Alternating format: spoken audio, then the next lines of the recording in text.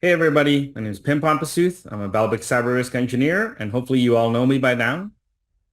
In the previous video, we looked at how Balbix prioritizes exposures and vulnerabilities by drilling into a specific CVE that was affecting our firewalls.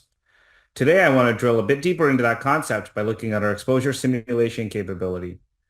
This capability helps to further explain the prioritization methodology that Balbix uses, specifically exposure score, but it also provides organizations detailed insights into what exposures and risks they are most susceptible to and which ones they should focus on. So let's go ahead and drill into that capability. If I go into exposure management again, you'll see that there's a tab called exposure simulation.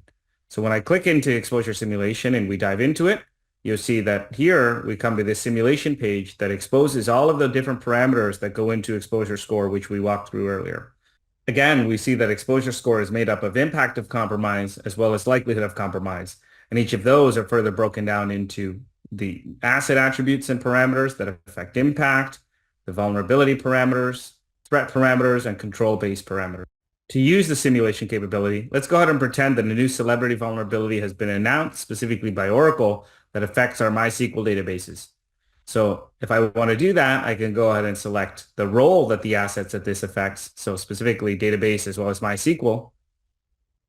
And as we do that, we can see the exposure score start to get adjusted based on what's being observed within our environment. For example, how many assets that we have that would be affected by database MySQL related vulnerabilities.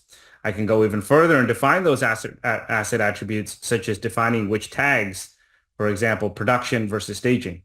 I can go ahead and define which zones that they exist in. For example, most databases exist within our core environment and they're internal. We can go even further and start to adjust all of the different vulnerability parameters as well as threat-based parameters. For example, defining what the threat chatter looks like, if there's a lot of threat chatter or the external threatscape. So this highlights really adversarial intent. I can further define all of the security controls that might be effective against this. So for example, if I say, hey, EDR is marginally effective, we can see that the exposure score changes and we could actually see the exposure score both inherent as well as mitigated, it changes. Going even further into the controls, I could define what's being observed by my BAS tool. For example, if this particular exploit or this particular vulnerability was actually simulated as blocked by my BAS tool and I define that, we can see the exposure score drop all the way to 1, highlighting that this is not a critical risk within our environment because we have all of the different controls and or lack the dependencies for this particular vulnerability to be exploited. So I'll just quickly summarize this capability. By leveraging Balbix's exposure simulation capability, organizations can assess the overall impact and likelihood of the various risks and exposures that exist in their environment.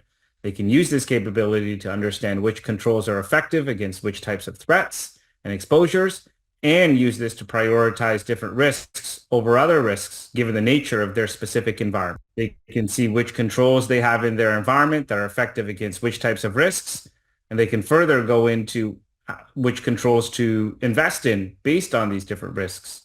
So I hope you found this video insightful and helpful. Until next time, this is Pim Pompasuth signing out. Thank you very much.